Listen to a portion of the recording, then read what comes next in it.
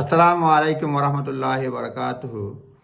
সরকার ঘোষিত white paper, যার শিরোনাম restoring control over the immigration system, এই হোয়াইট পেপারে বেশিরভাগ বিধান রয়েছে ইমিগ্রেশন আইন শক্ত করা, ইমিগ্রেশন পলিসি শক্ত করা, যার ফলে আমরা জানি ওয়ার্ক পারমিটে কঠিন হয়েছে, স্টুডেন্টদের ক্ষেত্রেও কঠোরতা আসছে, স্টুডেন্ট ডিপেন্ডের জন্য কঠোরতা আসছে। তবে এই ভিডিওতে শুধুমাত্র একটা গুড নিউজ দিব, তরুণদের জন্য দুটো গুড নিউজ দিব। একটা হচ্ছে যে যারা 18 বছর পূর্ণ করবে তাদের জন্য বলা হচ্ছে, যদি দেখা যায় কোনো তরুণ যার 18তম জন্মদিনে তার কোনো স্ট্যাটাস নাই, তাহলে তাদের স্ট্যাটাস রেগুলারাইজ করার জন্য নতুন একটা বিধান করবে এবং যাতে তারা সেটেল হতে পারে সেই বিধান তারা করবে। এবং এ ব্যাপারে হোয়াইট পেপারে ঘোষণা আসছে। আমি পড়ে নিচ্ছি। There will be also some changes to support children who have been in the UK and discover when they turn 18 they do not have status।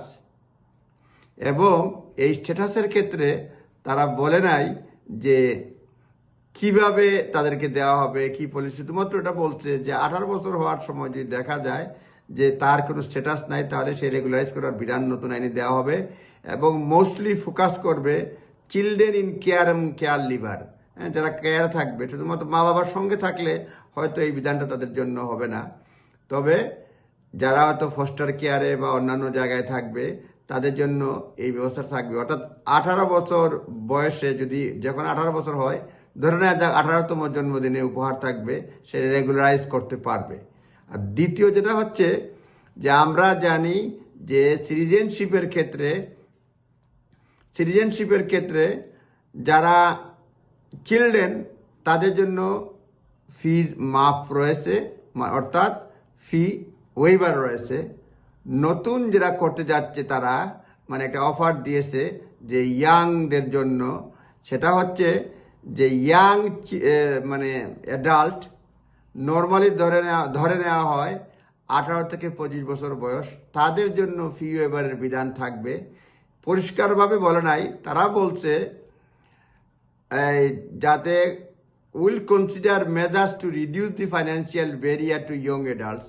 Young অ্যাডাল্টের সিটিজেনশিপ রেজিস্ট্রেশনের জন্য তাদের যে ফাইন্যান্সিয়াল যে ব্যারিয়ার রয়েছে সেটা রিডিউস করবে, মোস্ট পসিবলি তারা মাফ করবে, ফি ওয়েভারের ব্যবস্থা থাকবে।